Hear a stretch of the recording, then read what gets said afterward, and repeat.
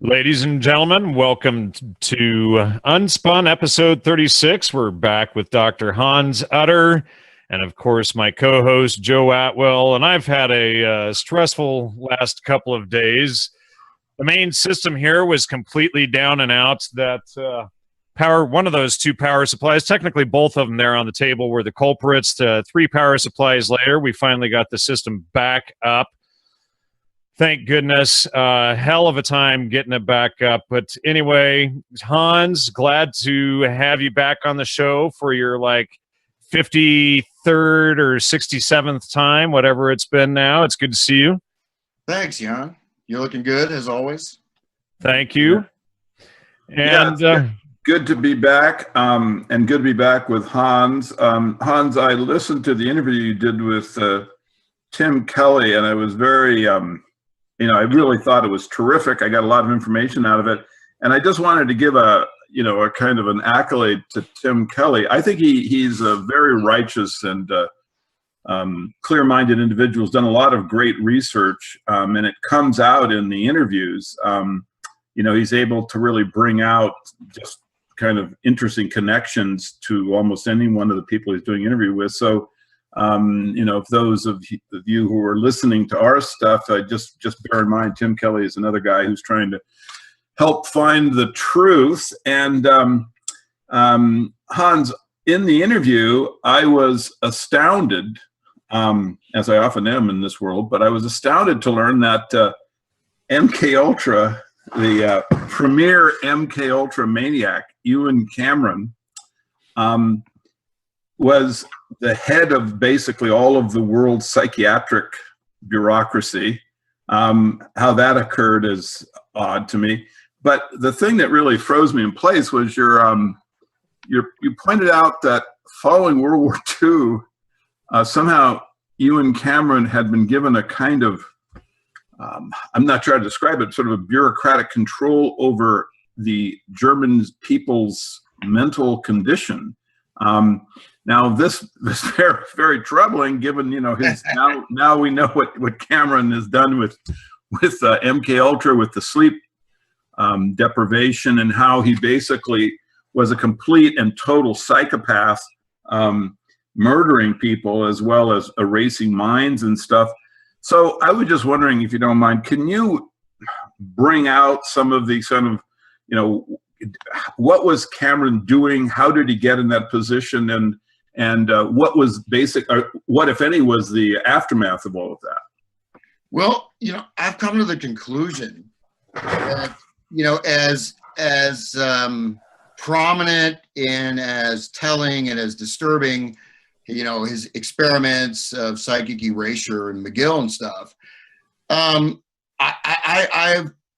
I've come to the conclusion that actually obscures his real central importance, right? That serves, in a sense, as a cloud. I mean, like Naomi Klein, her book, The Shock Doctrine, read that back in the day. And and so actually this Wikipedia page has a lot of great stuff on Ewen Cameron. One of the most interesting things, if we look at, actually what I wanted to do today is kind of put some of the threads, which may have seemed like a threadbare argument about Pokemon Go. I was hoping people didn't think I'd been sampling the Owsley's acid or something and picking out on my cell phone. So I've got way too many references. But basically, so what we have is initially this is an interdisciplinary project, right? So it's not just psychology. It's not just psychiatry. It's not just anthropology. It also involves cybernetic information systems. It involves biology. It involves religious studies. It involves artistic expressions, literature. But basically, this is what Cameron was doing, was, developing the bridge between organic structural neurologists and psychiatrists. But also, if you look at his document, Germany After the War, published in 1945, I'll just read some of the people that were involved in this Germany After the War conference, called by the Joint Committee on post-war planning. I'll just read some of the organizations that were involved.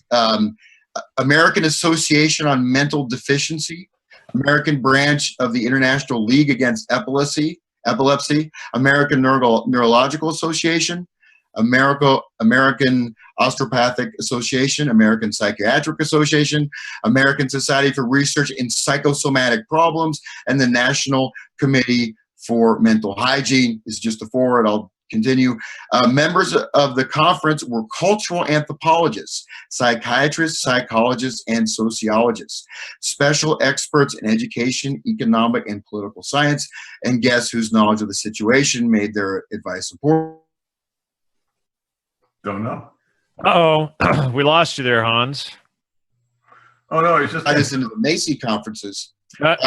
You cut out on my side. I don't know if the audience... My side. Can you just back up? Yeah, just back up and repeat the last 20 seconds. Yeah. Okay. Did you get through all the list? American Committee? Okay. Yeah, I got the list. You're okay, just cultural anthropologists. Okay. Yep. So what we have is this multidisciplinary approach. And that if you look at one branch of science, right? If you look at one pathway, if you look at one individual or even a group of individuals, you're going to miss the big picture. And so Cameron had some very, very interesting ideas. We lost there. Yeah, okay, just pick up the last couple seconds. You were doing all right. Your camera was frozen, but your audio was going.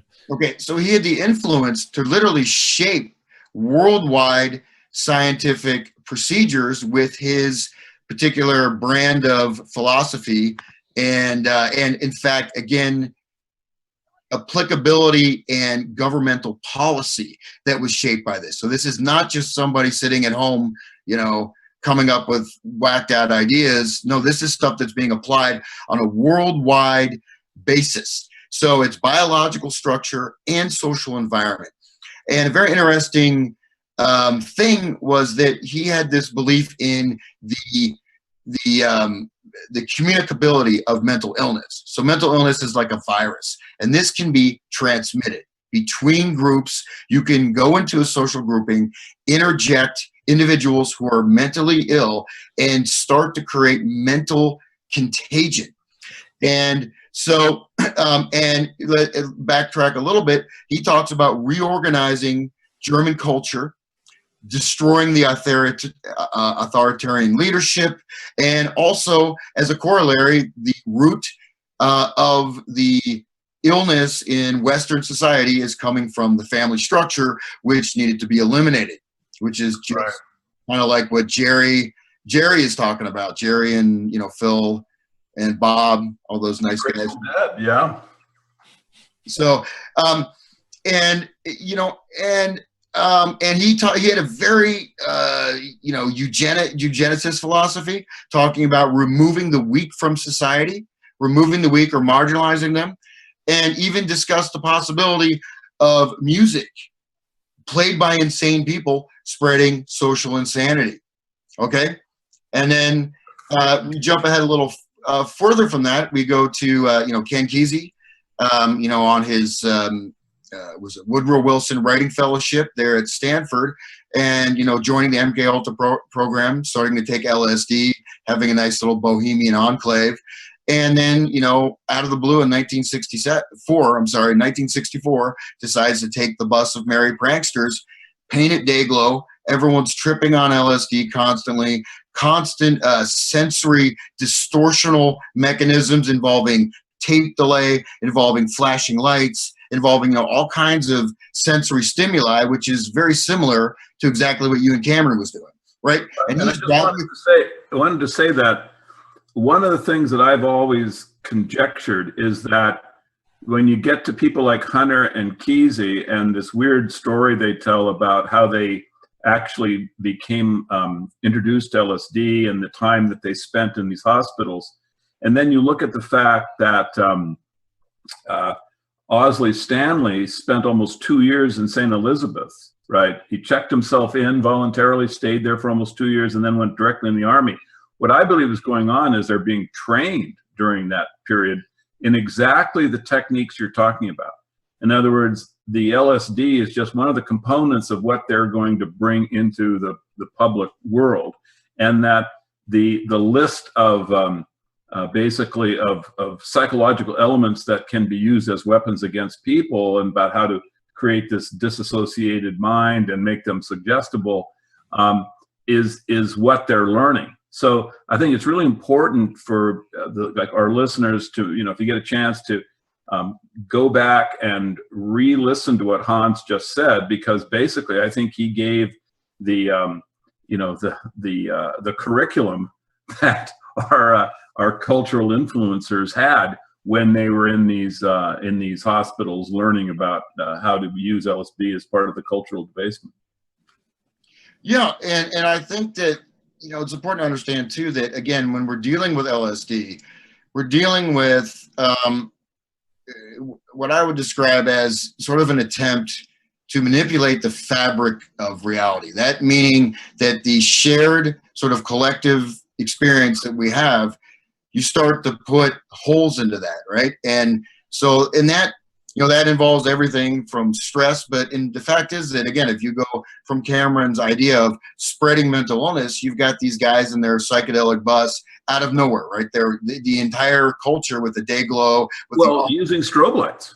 Yeah, and strobe lights. Where would that come from? Yeah, well, in fact, it was just a sudden epiphany that he had, Joe. Yeah, well, one thing he had was, I don't know if Jan heard that clip, but looking at the acid test graduation, you see that it's looks extremely dark and disturbing scenario, right? And in fact, behind this happy, happy-go-lucky, peace and love thing was basically Kesey. If you went insane, Kesey could give a fuck. I'm sorry to swear, but I mean, there's a woman who went nuts and she started running naked. They just dropped her off, on the roadside. There's a story that both Hunter S. Thompson and then Wolf plagiarizes from Hunter S. Thompson, but this woman was gang raped by the Hells Angels during one of these tests, and they describe it as just being, hey, that's all good. She's in her own. Just her movie, she has a weird movie. Yeah, and then it's funny, he gave an anti-war speech and he completely mocked the idea of the anti-war, people, whatever, and just was a complete jerk. But basically, from this paradigm, and again, the important thing is to remember that these are multidisciplinary projects with many, many fields of expertise.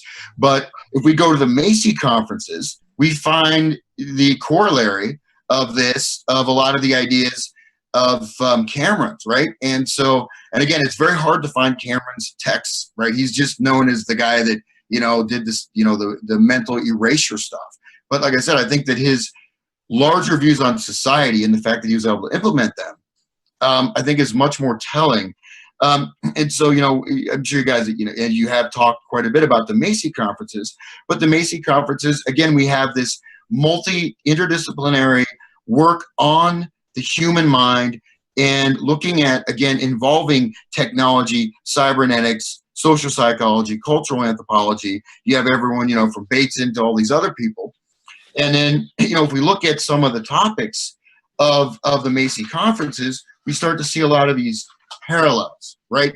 Of all these events. Yeah, I was just going to say that. And so, I'll let you guys chime in here, but basically, move this a bit forward. That's why, when I kind of got a little bit, excited by Pokemon Go, was that, again, I saw this, this is something that can now be implemented in real time. Right. With the distinction that you not only have the correlation of, say, game theory, right? Swarm analytic processes, right? Swarm crowd analytics, but you can also introduce people to scenarios, introduce people to particular social environments. You can move people. You also get people to encode their present moment experience with this virtual overlay, right? At the same time, the little weird Pokemon demon stuff, but at the same time, you create this interactive social space that seems to be an individual scope of freedom, but actually it's a shared isolation tank with piped in music and piped in electrochemical signals, basically. So we're looking at moving towards this sort of, it is using like Lily's model of the isolation tank, but in this case, you can do it without LSD.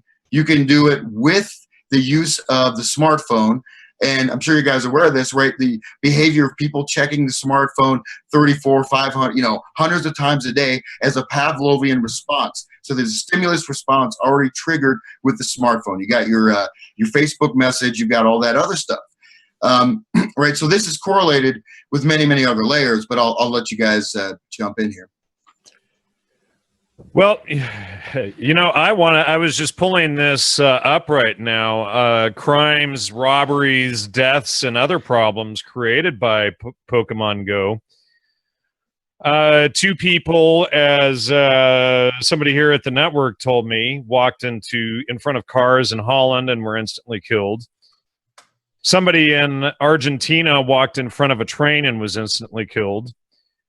I've heard of several people walking off of cliffs. Today, somebody sent me a video of someone in Spanish who was going crazy and had to be subdued by 6 or 8 people. And up here on the, what is this, heavy.com news website, it's showing Pokemon crimes, robberies, deaths, and other problems related to the whole Pokemon video game. But yeah, I mean, it's here's a Pokemon Go player from a tree in a New Jersey cemetery. And, people are just completely going nuts. Promising college baseball player is killed while friends and family say he was playing Pokemon.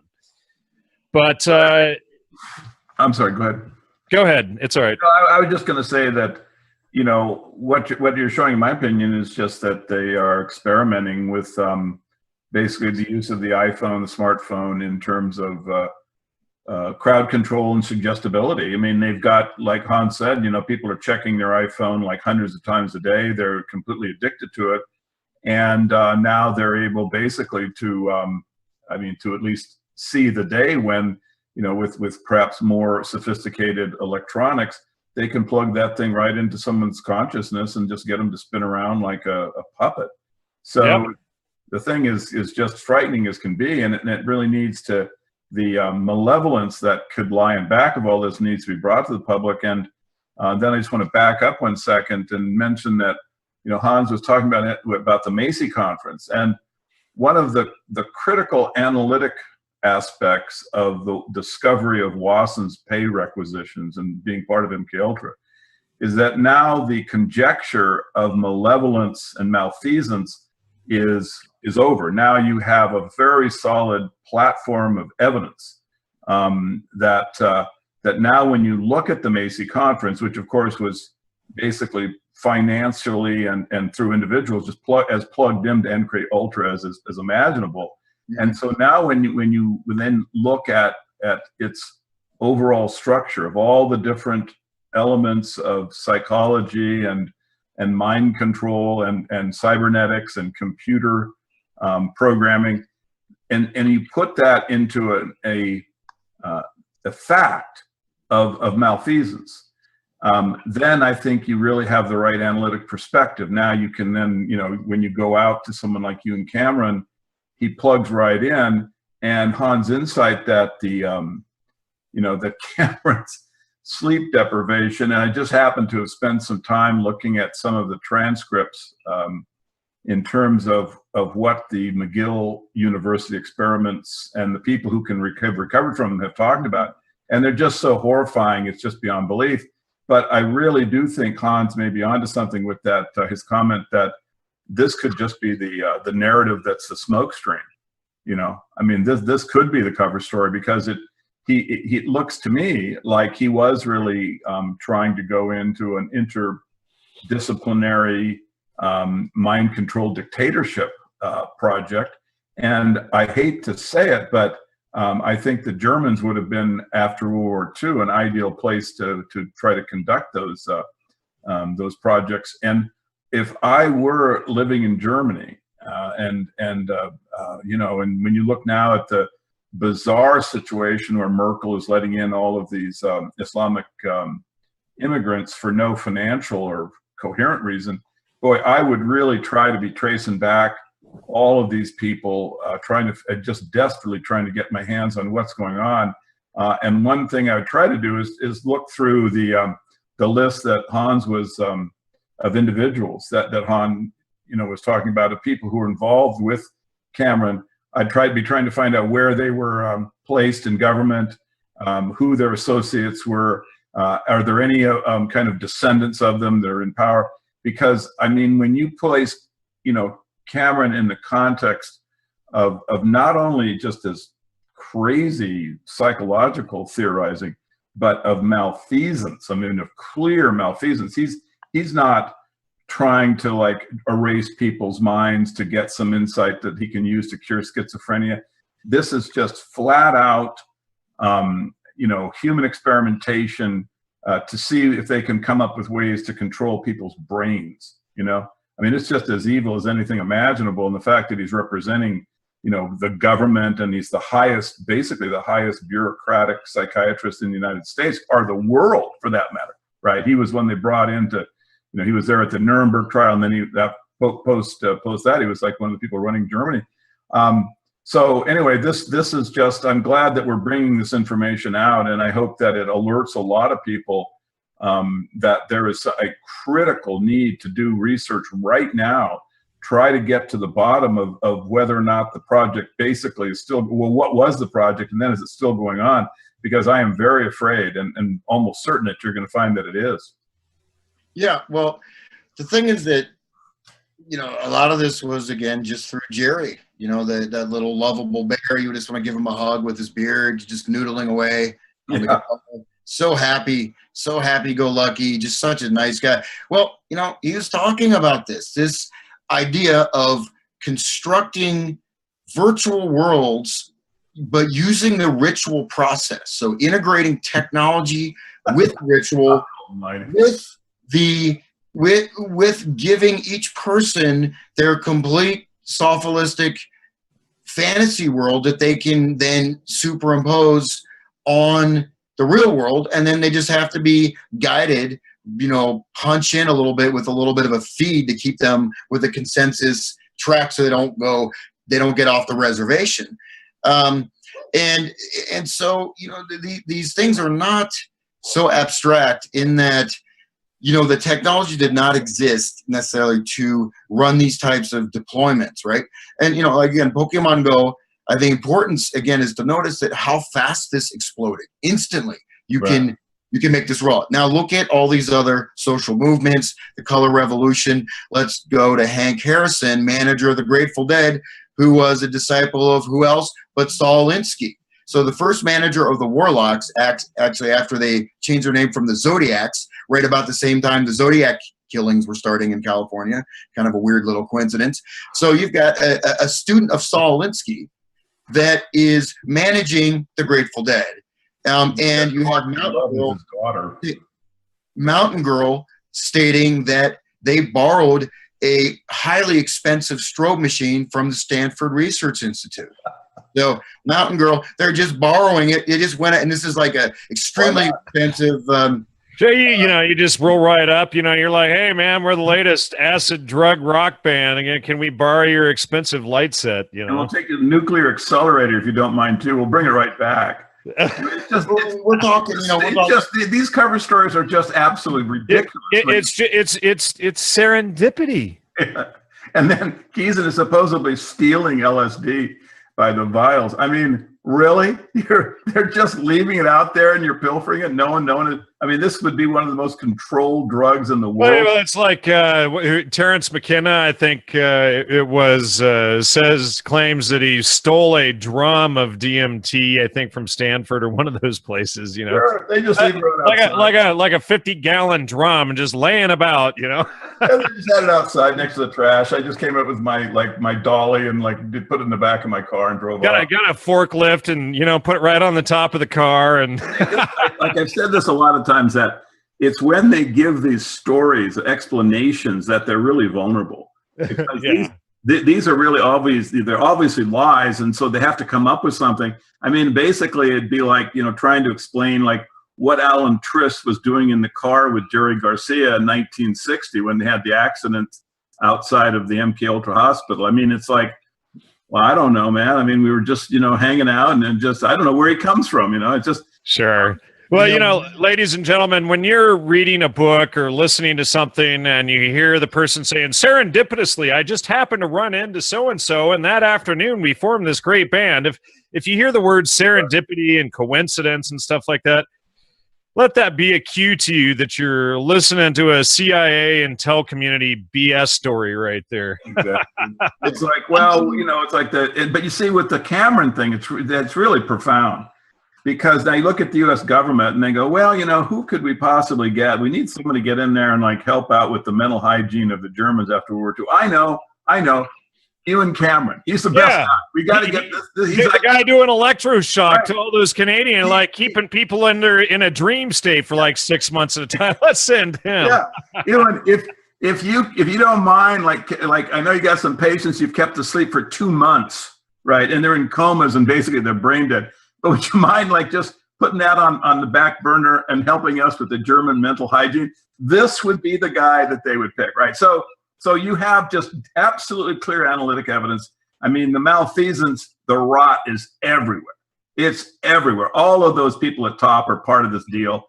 They're all just basically nihilists who have the same, respect for human life and mental sanity as Cameron does to patients. We're just animals to them. We're like and meanwhile, they're the crazy animals going around doing all this crazy stuff while they're blaming the Germans for doing this crazy exactly. stuff. And it's like there's no sense of irony at all. This is when I was listening to Hans' interview. I listened to the interview like 4 times. I was just amazed at this information because the thing is, you have the most monstrous human that I have ever actually seen real evidence about. I mean, the evidence about Cameron is so airtight. He is such a psychopath. It's almost indescribable, right? Now, this is the guy that they picked, right? And also, this is the guy who then is criticizing the German people. He is criticizing them as being basically evil to the core. Almost genetically evil in just every imaginable way. They had, under any, no matter how you want to think of World War II, they had this cultural insanity that had maybe a few hundred, maybe a few thousand at most people that were involved with it. The German people were just fodder to these guys. Now, Ewen Cameron comes in and makes moral criticisms of them. I mean, this would be, there's just nothing you can even imagine that is more absurd than this. Ewen Cameron is coming in and then saying, they're sick. They're bad people. I'm going to have to rewire all their minds. Ewen Cameron, right? The same guy who's fried hundreds of people's brains. Yeah, he's frying their brains. He's got people asleep for months at a time. He wakes them up for like a day and gives them electroshock. This is truth. I mean, these are people. There's not even the CIA paid money out because so many guys are able to confirm what the stuff that had happened. I just found it's not just irony, but just how it's when they create these stories about how this person was moved into place that you can sometimes expose them and get a fingerprint of what went on that you can then show to the public, and say, look, these stories were being told or just absurd, and in fact, what you're looking at is malfeasance, organized malfeasance. Yeah, well, you have to again look at the language. One thing I have to say I like about Cameron is Cameron this was some of his stuff was more direct in the 40s, but he talked about the German people were not suitable to have children or hold positions of authority. This is from Wikipedia, because of a genetic tendency to organize society in a way that fostered fearsome aggression and would lead to war rather than peace. You mean like the Bolshevik Jews murdering 60+ million in Russia? Jeez. But let me just I wanted to to put this in a different perspective. I'm just gonna I want to just read just a few of the Macy Conference topics. Yeah. 1946, self-regulating and teleological mechanisms. That's goal-seeking mechanisms, right? Stimulated neural networks, anthropology and how computers might be able to learn artificial intelligence, object perspective feedback mechanism, compulsive repetitive behavior, perceptual differences due to brain damage. 1946, teleological mechanism in society. Again, teleology is this idea of goal seeking, right? And this is a big critique you find in the Frankfurt School. This idea is a teleological model. You know, I've been accused of being teleological, and that's, of course, you can say Christianity is a teleological religion because it's going towards this day of judgment. But at the same time, teleological means you're going towards a goal. You have some type of destination. This has become a bad word, but anyways, the field, 1947, field perspective on psychology, analog versus digital models, formation of I in language, okay? So one thing is that the destruction of this notion of the I, Right. I thought the identity, that's kind of at a core. Ego is bad. Anything to do with the self is bad. You're just a reflection of the universe is a reflection of you, which is an irony because that's the ultimate narcissist view. Everything is a reflection of yourself. Okay, 1951, the applicability of game theory to psychic motivations. So we're also looking at game theory models being applied to large-scale social psychopharmacological endeavors. And then we have how neural mechanisms can recognize shapes and musical chords. And again, some of this stuff sounds quite interesting, but we tie this in again with the cybernetic modeling, which at the time of those big punch card computers, you couldn't really do it.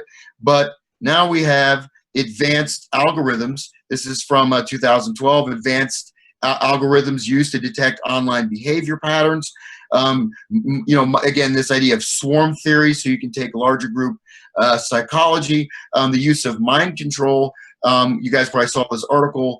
By slightly manipulating Google search results, you could change someone's decision in voting in electoral candidates. And they found very strong correlations of small manipulations of Google data, of hierarchy and stuff like that, formation.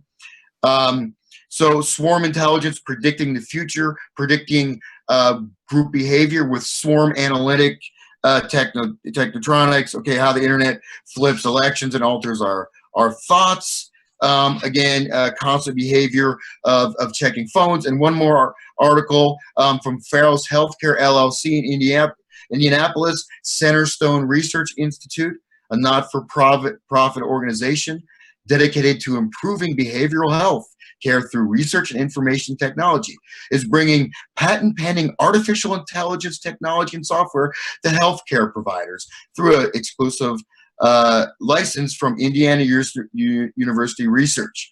And what this provides is a cloud care-based mental illness predictive behavioral modeling system. So you predict people that have potential mental illness by analyzing all this type of cloud-derived data. And so this uses software, uses all different kinds of data.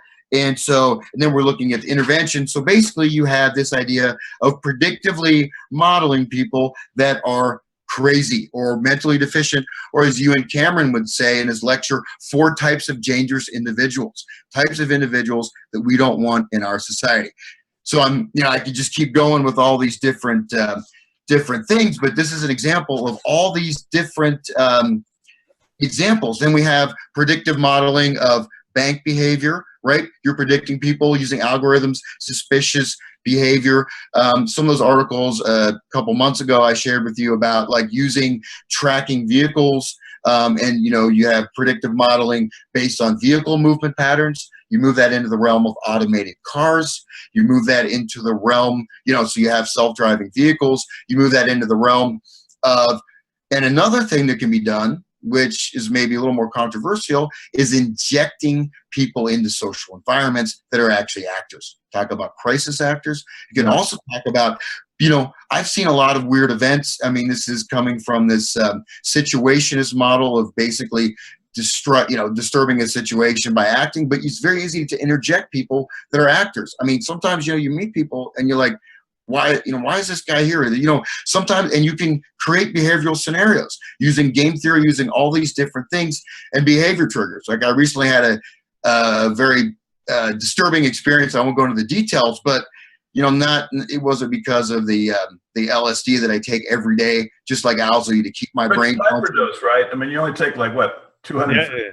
No, it was a tenor, like a 10. Because it really helps just clear the pathways. It just makes my thinking so much clearer. He's kidding. We're referring back to last week's show on microdosing. Yeah, right. just a little bit of humor there. But so we look at this modeling, and then you start interjecting actors, right, or media events, right. And then you look at, we talked about cyclical time of entrainment to schedules. Then you have your crisis entrainment, right? So we have, another crisis event, another crisis event. You structure these events in the media created world. You can create events locally. You have your mass shootings. And then again with the, Uh-oh, we lost you again there, Hans. Hans, come back to us, brother. Yep. 1, 2, 3. There he is. Okay. All right. And then, again, so I just want to throw that. I mean, there's a lot. I could just keep going, but just to say that this stuff ties in with this idea of cybernetic control models, psychobiology, social interactive stuff, but also, again, with the realm of entertainment. And then just on a deeper level, you also have this perception of symbolic order. You have sort of the building blocks of conscious thought. You have a manipulation of symbols. You have programming of symbolic reference points. You have even the ability potentially to program people to flip out without even taking them to an MK Ultra, behavioral repatterning, lab with Ewen Cameron, but just even through media stimulation, through, psychiatric drugs, you can program people, put triggers in their mind through the media, right?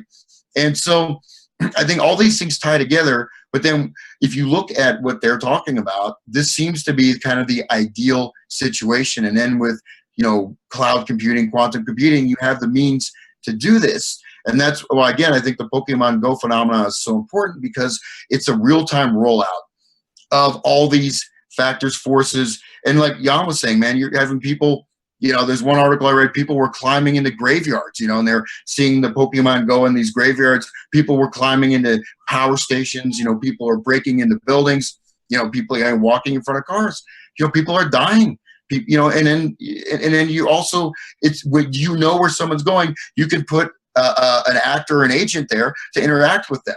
And then suddenly you can, but I'll let you guys jump in there. So. Wow, that's a really good point. Preemptive strategy. And you could even preemptively put a little cartoon character or whatever there to, it's like, hey, look at this guy. He's hypnotized. Let's just walk him right off a cliff. Instant eugenics, Yeah, well, that's right.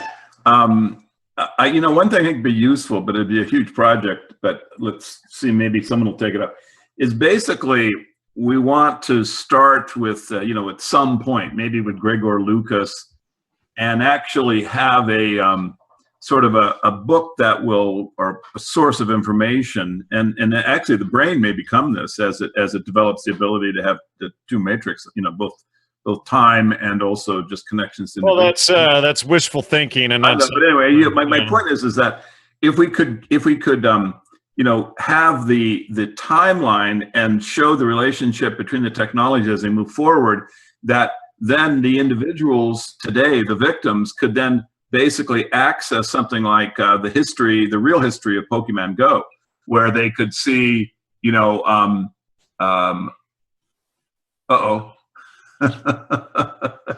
sorry about that. Anyway, so this is something that would really be valuable, is to actually have the connections laid out in a time structure, so that'd be really easy and have a really a deep understanding that would be passed on to the the person doing research into something in the immediate, and then that body of information can be fleshed out as more researchers do more connections. But like Pokemon Go looks so fun on the surface, but then when you start going backwards in time, if you start just tracing back to, Hans's stream of events. Well, all the way back to the Princeton Radio Project. Exactly, yeah. Well, all the way back to Gregor Lucas, and the Frankfurt School being funded by the Comintern. One photograph people should stare at for trying to get meaning out of is the one that has Lucas and Adorno, in their suits and ties, smiling at one another. It's like they have some kind of like a Cheshire cat grin on their face. And it, when you then start going forward through all the things that these guys related to, and you pop out the other side of Pokemon Go, man, I mean, it's the game isn't fun anymore. The game is.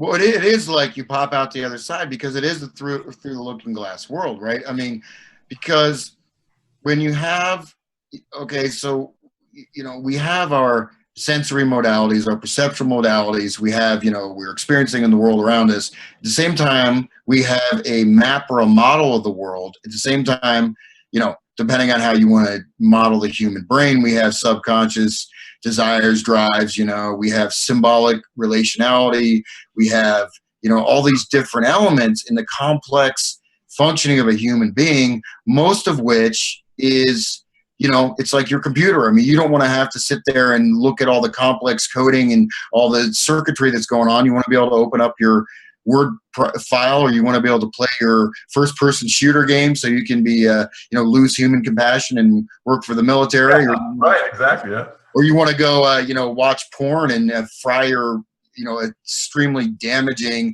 Get rid of any capacity to have a real relationship with an actual human. And imprint your neural cortex with these, increasingly violent images of pornography.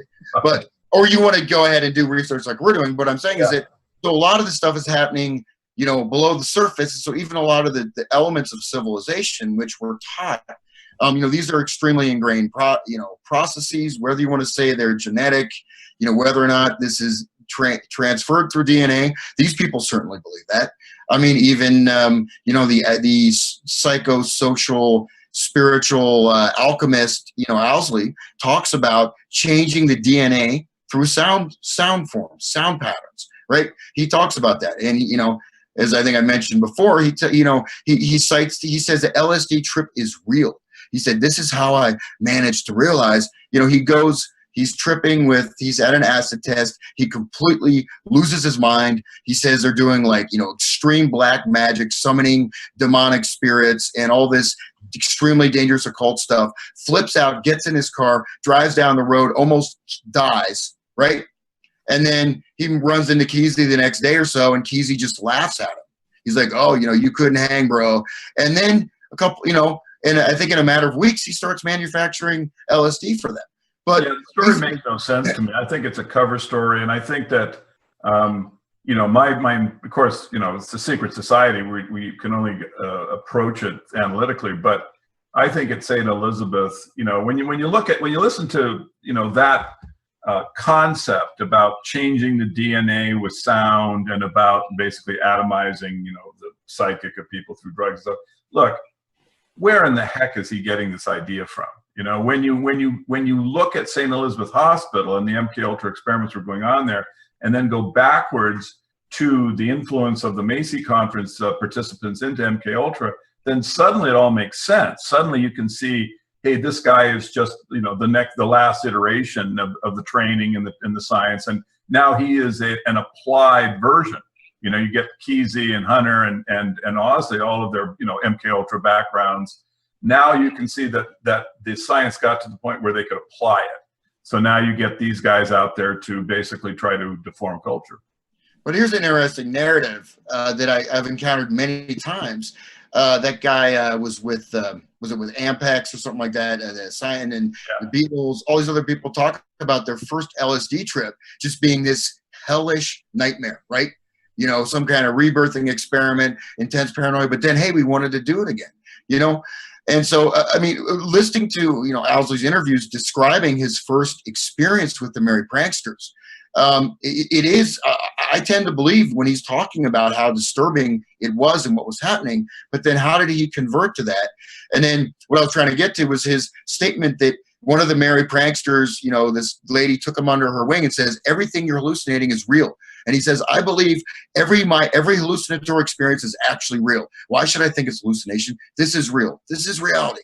So, and then he talks about Masonic, Rosicrucian, magical symbols. He doesn't talk about seeing Christ or connecting with nature. So there's always this overlay.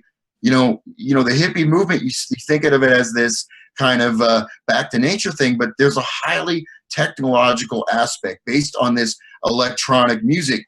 And again, this goes from, back to my point is the more the mind becomes dull, right? The more you're not able to use your reason, the more your sensory capacity is dull, then you need, slamming rock music. You need, to take, 50 Viagra pills and a bunch of cocaine and sleep with more graphic pornography. I know guys that used to do that in India, man. They take a bunch of Viagra and LSD and just go down to the red light district and so you're so dull that only this, and then from that you get into sadomasochism, murder, whatever, because your capacity is so dulled, right? And you can no longer appreciate literature. You no longer have an attention span to read a book. You're not going to be much of a dad either, Yeah. But the family's been just destroyed by this technique. Yeah. And then, again, I'm trying to throw all this stuff together, but you have this idea of network theory going back to, social, psychological topology, all these things tying in together. And then, again, we have the Oculus Rift, the new virtual reality glasses that are available. And so just that's a rift, right? So now your hallucinations are real. Now Pokemon Go is real. If you're walking into a roadway, right? If you're walking in front of a car, just like people taking LSD think they can fly, right? Same principle, electronic LSD. So, but then the control mechanisms, again, are there, but then you have this real-time multiple tier data gathering that's going on. But I don't know if you guys have any thoughts on this, these people having these horrible first LSD trips, and then suddenly they're just really into it, man. It's so yeah, I remember doing acid my first time. I didn't like it, and I was probably 16, 17 years old and in high school trying it out. And somewhere along the line, it was sold to me that this terrible experience was cool and that I, probably wanted to do it again. And I did it a lot after that. But I don't remember liking it, that's for sure. Well, you have this, this narratives, right? You get these narratives of even Robert Anton Wilson, right? Talking about, he was a key guy, Yeah, and this influenced me too. You read about these stories. Oh, you take LSD and suddenly you can travel down your veins and go to the center of your heart, and then you go to this, cosmic mind, and you suddenly you can learn 5 languages, and and so you're coded and conditioned into these things, and again that desire for approval, and then and once you sort of break out of the mainstream, then there's a concomitant desire to bond with your brethren, right, in this alternative reality. So, and there's how many experiences we can encode as being really fun or really really good, just because we supersede our own conscious perceptions, right? The deadheads, the deadheads are just basically applied technique here. I mean, they are just the end product of all of this this weaponized, psychology. The deadheads and the burnouts are the burners. Yeah, but that's an interesting thing is that LSD, I think, as an experience, and just if you want to have reference points, look at the videos of the original LSD experiments that were done, like Nicholas Purcell. He has a bunch of people that he gave LSD to, and then they would videotape them. And I mean, why no one would want to replicate the experience these guys are having? I mean, they are psychotic, right? Well, and if you go in, Joe, and you read, it's in my article in Theogen's What's in a Name, I pulled up all of Albert Hofmann, because it's claimed, which I don't believe is true, that he invented LSD. I think it was probably Arthur Stoll or somebody before, and they used Hofmann to cover up 20 years or more of human experiments. But he discusses in his book, LSD, My Problem Child, his first, second, and maybe third experiences there. But last Friday, April 16, 1943, I was forced to interrupt my work in the laboratory in the middle of the afternoon and proceed home, being affected by a remarkable restlessness combined with a slight dizziness. And then he goes on discussing another one from 419, a severe crisis. And he continues on from there. In spite of my delirious, bewildered condition, I had brief periods of clear and effective thinking.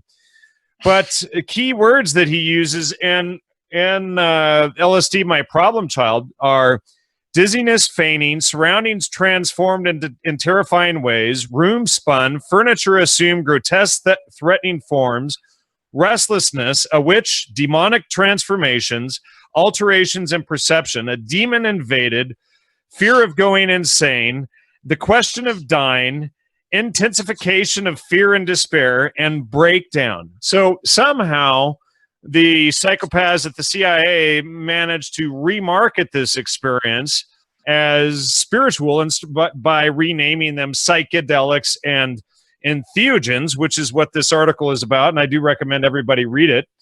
But, it required a marketing strategy, because what they really do is cause hypersuggestion. Right. Yeah, and I just wanted to mention, there's a number of things. I don't want to mention people I know personally, but LSD studies are really coming back in vogue now in universities, even Lilly stuff. And Lilly is a little bit... sorry, Hans, today it's just that the CIA has learned to get consent from people, Yeah, you tell them it's a study, and they come running in. Well, that's one of the things that I got 2 points here. Owsley, this wonderful guy, the bear. That's where the bear, the name, the Grateful Dead, their cuddly bear came from his name. But he was famous for going around with a spray bottle and dosing people.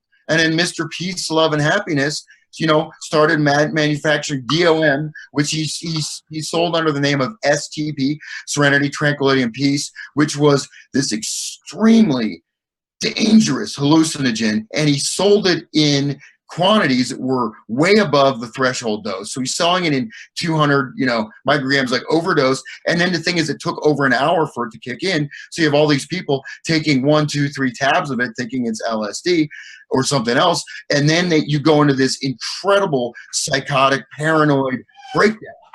Along with LSD, you have this idea of hallucinogen persisting perception disorder. There's thousands and thousands of people who take LSD 1 to 10 times that are tripping the rest of their lives all the time. Their lives are devastated. Okay. Right. And this is something that, not like, at least, you can smoke marijuana. Maybe you could smoke too much. You may fall asleep. You may get paranoid, but you're not going to be stoned the rest of your life. You can take cocaine, you could drink. Yes, you can die from any one of these substances, but what drug can permanently rewire your neurons for the rest of your life? After taking a few times, that means you're having constant visual, auditory hallucinogens, derealization, depersonalization for the rest of your life, just to have some. It's so sick. It is so sick that we really have to alert the public and stand up to these monsters, because think about, like in San Francisco and Haight-Ashbury, where the STP wipeouts end up in the free clinic, right? Where then the MK Ultra doctors can just, take data on them. This is really, we are dealing with just psychopathic behavior on a just profound scale. It's just really, really, it's almost unimaginable. But basically, once they got to the point where they saw us as lab rats, it was just, whatever they wanted to do, they did. Yeah, and whether in Germany or the United States, it didn't matter. They did it to everybody. Of course not. Yeah, it doesn't matter who. There's only certain groups, right, that escape this stuff, and everyone else is just animal. Well, I'm not even sure even those groups really escaped it. There's evidence that they did experiments on them as well. So who knows? Who knows? I don't know the truth about that. I just know. What's interesting, what's the most interesting though of all of this is how Germany is used as the point of blame for the entire foundation of MK Ultra. And the Nazis supposedly doing all of these horrific experiments, so the CIA et al. Had to do it better. But, and then when we see utter psychopaths like Ewen Cameron taking charge of the reformation, or whatever you want to call it, of Germany, and this guy himself is a murderer and a complete psychopath, and just hideous experiments. Anything that you could accuse the Germans of, he did, as well as most of the CIA. Yeah, that's a great point. What the Germans are accused of doing in terms of this experimentation, Cameron was in fact doing. Right, exactly. But the Germans have doing it. But the Germans have taken the fall for it. Exactly. And this is just another example of how they twist the truth so that certain groups take the blame while they are just blameless. They're just trying to help mankind. Absolutely. And then you have Germany as being sort of the apex of European civilization, arts, literature, philosophy, science, technology, social organization, right? So you have this culture that, whatever happened or didn't happen in World War II was considered to be, from the beginning of the 20th century has been sort of beaten down, but it really was certainly a cultural apex in terms of, all the great highest, achievements, at least in terms of art. And then, then it became, after the horrible tragedy of the Holocaust, where over 6 million died, right? Then you have to suddenly throw out the baby with the bathwater. You have to throw out, now art. There's no longer any art possible after that event. There's no longer any literature. This all has been decimated, right? I just wanted to throw just a little Stanford Research Institute publication from 1969, The Unfolding of Man, Educational Policy Research. Just real quick, material gathered from education, religion, medicine, and related fields comprises this practical approach of dealing with human development. The unity underlying the multiplicity of ways of growth is a recurrent theme. This unity transcends the seemingly diverse intentions of education, psychiatry, and religion.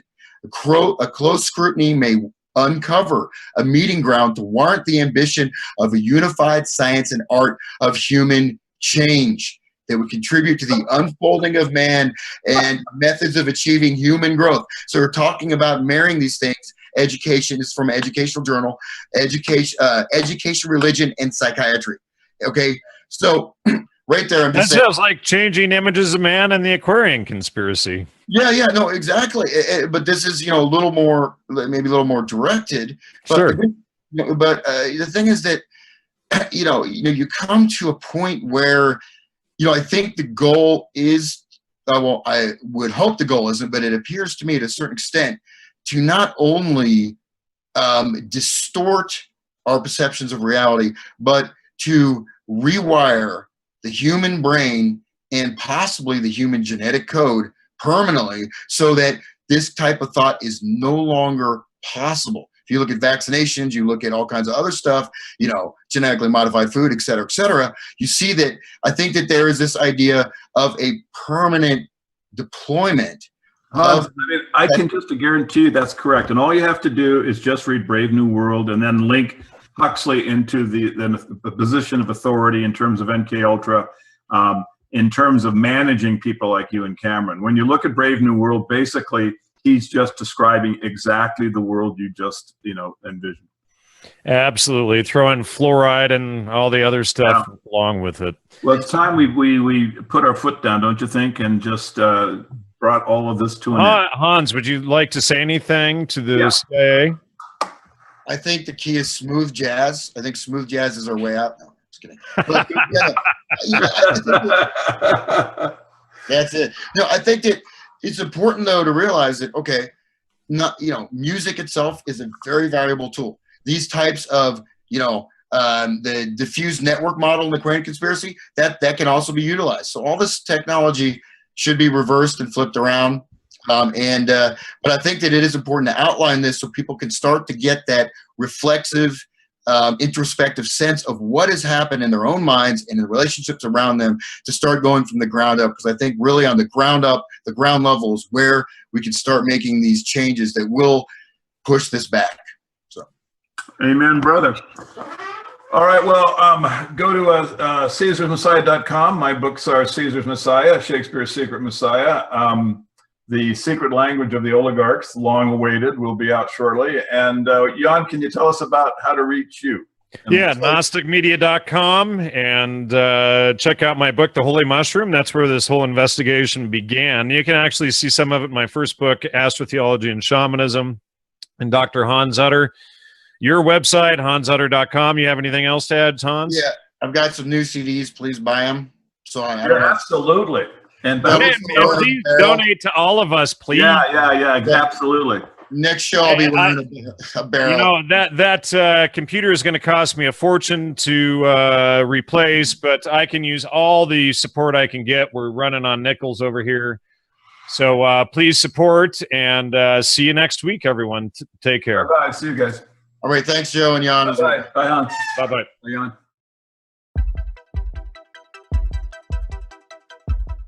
Conscious Consumer Network was designed to create a live broadcast TV network for free and independent media, and has been live on the air since the 1st of January 2015. CCN gets millions of minutes watched every month and is viewed in over 140 countries, having produced around 1,400 shows and counting. And you know, it's very hard to get on the mainstream media, of course, the corporate media that's getting tighter and more monopolized and more restrictive for any outside information. The live broadcasts are free to view, and all shows are archived in high definition on YouTube. CCN plays host to a stellar team of broadcasters and producers, all of whom rely on the network to get their message and information out to the world. CCN has continued to evolve, constantly seeking to create greater media usage and opportunities for both broadcasters and viewers, including supporting projects such as the newly launched ConsciousCommunities.org, a brand new social media platform that is free to use and has been created for those dedicated to the pursuit of freedom, justice, peace, and sustainability to come together and co-create the solutions to a better world. Due to the constant heavy usage, we are in need of replenishing and replacing of key hardware and infrastructural wear and tear.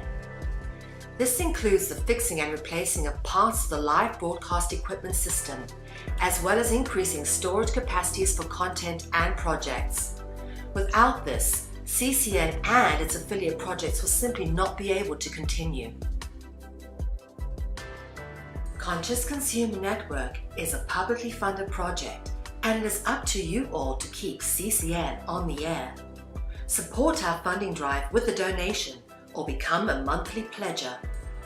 We thank you all for supporting free and independent media.